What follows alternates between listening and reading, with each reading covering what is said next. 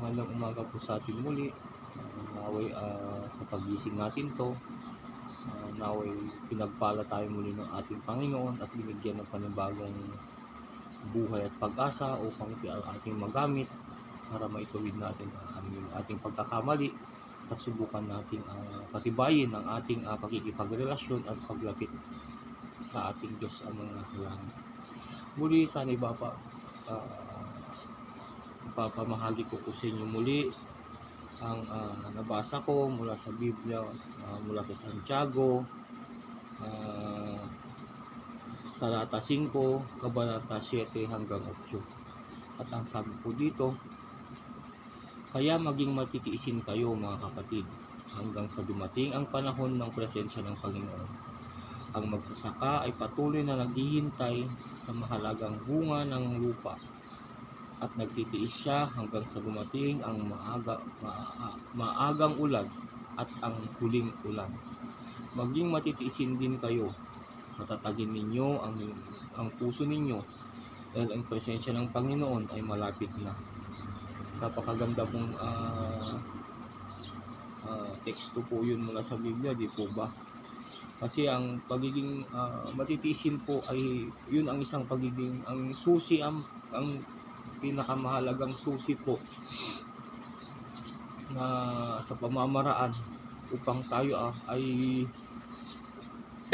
matuto na magantay yung mga ninanais natin, yung mga panalangin natin sa ating Panginoon. Pero kung hindi man natin nakamit yun, alam nating may mas mabuti pa siyang ibibigay na kailangan nating magtiis at magantay, dahil ang kanyang biyaya ay masagana at ang ating Panginoon, ang ating Amang Diyos na nasa langit, ay sagana siya sa katotohanan at pag-ibig. Kaya wag nating subukin kung minsan tayo'y nakaharap o nakadama ng pagsubok.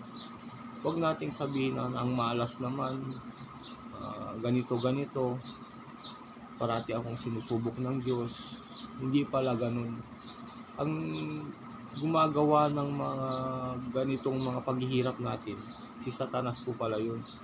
At ang ating Amang Diyos ay binibigyan niya tayo ng pamamaraan magtiis at upang sa ganung pamamaraan ang gantimpalang mga kakamit natin sa Kanya ay walang humpay na kaligayahan po. Kaya nga kung minsan, kung patuloy nating ipanalangin na maging matitiisin din tayo at magsisikap tayong ipakita ito, tutulungan tayo ni Jehovah na maging mas matitiisin kahit hindi tayo ganun dati. Kasi kung wala tayong panalangin, wala tayong kapangyarihan mula sa banal na espiritu na makamit na o kaya mapalakas tayo upang magtiis tayo sa lahat ng pagpapahirap sa atin ng sanlibutan ito. Kaya kung minsan din gumagamit din si Satanas, ng Diablo, ng mga pamamaraan para masira yung pagiging matitiisin natin, gaya ng gagamit siya ng ibang tao na tayo'y aasarin o kaya gagalitin. Doon tayo nasisira kung minsan, dahil malakas po talagang ang tukso ni Satanas. Depende lang po sa atin kung paano natin ito lalabanan.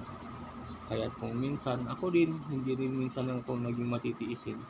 Hindi naman ako perfecto, pero kung kailangan magtiis, lalabanan ko po yun. Pero kung minsan natatalo ako, nagagalit din ako pag minsan, pero at least sa pamamaraan ng aking Amang nasa langit, alam ko na nalalabanan ko yung mga taong ganun o kaya ang mga pagsubok na pinagdaraanan namin.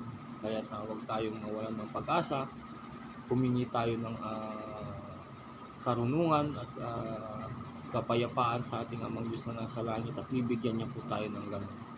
Kaya huwag tayong magbahala sa lahat ng mga minsan pagsubok natin. Kailangan din natin talagang magtiis Dahil ang susi ng pagtitiis ay susi ng maligayang buhay na walang hanggan na makakamit natin, na pangako ng ating Amang nasa langit. Kaya't 'di ba minsan yung bumalik tayo sa Genesis, yung kwento ni Adan at Eva, na sinira ni Satanas ang reputasyon at pangalan ng ating Amang Diyos na nasa langit. Pero anong ginawa ng ating Amang Diyos na nasa langit? Naging matitiisin siya. Hindi niya, pwede naman niyang puksain agad si Satanas, di po ba? Pero naging matitiisin siya kasi nagkasala na yung kauna-unahang mga nilalang ng ating Amang Diyos na nasa langit. Hanggang ngayon, nagtitiis pa rin ang ating Amang nasa langit. Bakit?